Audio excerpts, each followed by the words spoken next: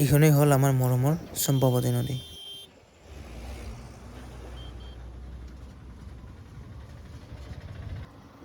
আৰু এতিয়া মই যাব ওলাইছোঁ চাপৰ বজাৰলৈ। চাপৰ বজাৰখন আমাৰ ঘৰৰ পৰা 9 কিলোমিটাৰমান হ'ব। এতিয়া বজাৰ আহি পালোঁ।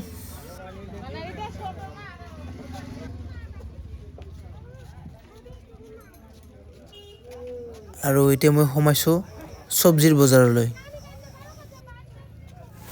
ইয়াতে যিবিলাক চব্জি বা শাক ওলায় এইবিলাক চব ইয়াৰে লোকেল খেতি কৰা হয়, একদম ফ্ৰেছ।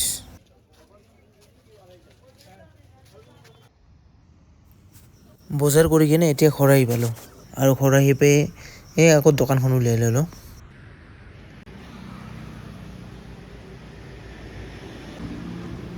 আজি আপোনালোকক এটা স্পেচিয়েল বস্তু দেখাম।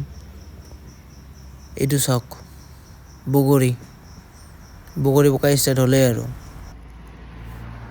আগতে আমি সৰু থাকোঁতে বগৰী সৰস্বতী পূজা নোযোৱালৈকে আমি খোৱাই নাছিলোঁ, কিন্তু আজিকালি সৰস্বতী পূজা নোযোৱাৰ আগতে পকা বগৰীবিলাক ওলাই।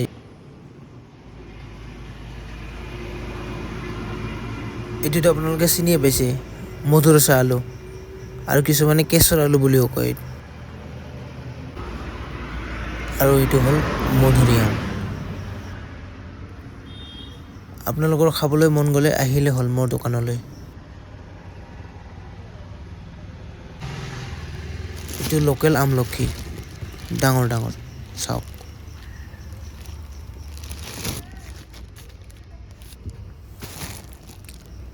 শুকান বগৰী,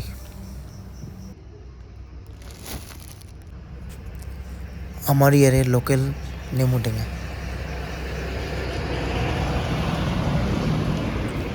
আৰু এইবিলাক হ'ল কৰ্দৈ টেঙা, এইটো জলফাই, আৰু এইটো হালধি, চিনিয়ে পাইছে আপোনালোক। হাই হেল্ল' নমস্কাৰ, অন্য এক ব্লগলৈ আপোনালোকক সকলোকে স্বাগতম জনাইছোঁ। আশা কৰোঁ আপোনালোক সকলোৱে ভালে কুশলে আছে। ব্লগ তেন্তে ভিডিঅ'টো আৰম্ভ কৰোঁ। তো আজিৰ ব্লগত যিটো আপোনাৰ ফুলৰ বিষয়ে জনাব খুজিছোঁ, সেই ফুলবিধৰ নাম হ'ল জলফাই। আহকচোন জানো জলফাই। তো বলক জানো আহক জলফাইৰ উপকাৰিতাৰ বিষয়ে। তো ভিডিঅ'টো স্কিপ নকৰাকৈ শেষলৈকে চাই থাকিব। ৰোগ প্ৰতিৰোধ ক্ষমতা কৰে। আপুনি যদি জলফাই খায় তেতিয়াহ'লে জলফাইত চি ভিটামিনৰ পৰিমাণ বেছিকৈ থাকে। তো গতিকে চি ভিটামিনৰ পৰিমাণ বেছিকৈ থকাৰ ফলত ইয়াৰ ৰোগ প্ৰতিৰোধ ক্ষমতাটো বৃদ্ধি কৰাত সহায় কৰে। জলফাইত থকা আন এটা উপকাৰিতা হ'ল ইয়াত থকা ফাইবাৰে আপোনাৰ হজম শক্তি বৃদ্ধি কৰাত সহায় কৰে। আমাৰ পৰম্পৰাগত চিকিৎসা ব্যৱস্থাত ইয়াক ডায়েৰিয়া আৰু ডিচেণ্ট্ৰি বেমাৰতো জলফাইৰ ব্যৱহাৰ দেখা যায়। তো এটা গৱেষণাত পোৱা গৈছে যে জলফাই খালে আপোনাৰ ব্লাড চুগাৰটো কণ্ট্ৰল কৰি ৰখাত সহায় কৰে। কাৰণ ইয়াত এনে কিছুমান উপাদান থাকে যিবিলাকে আপোনাৰ ডায়েবেটিছ থকা ৰোগীয়ে খায় বা জলফাইটো গ্ৰহণ কৰে তেতিয়াহ'লে ব্লাড চুগাৰ কণ্ট্ৰল কৰাত সহায় কৰে।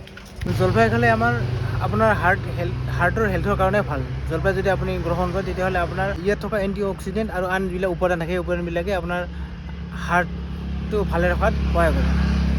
জলফাই এণ্টি অক্সিডেণ্টৰ উৎস হয়। জলফাইত থকা এণ্টি অক্সিডেণ্টবোৰে ফ্ৰী ৰোগৰ কোষ গঠনত বাধা দিয়ে।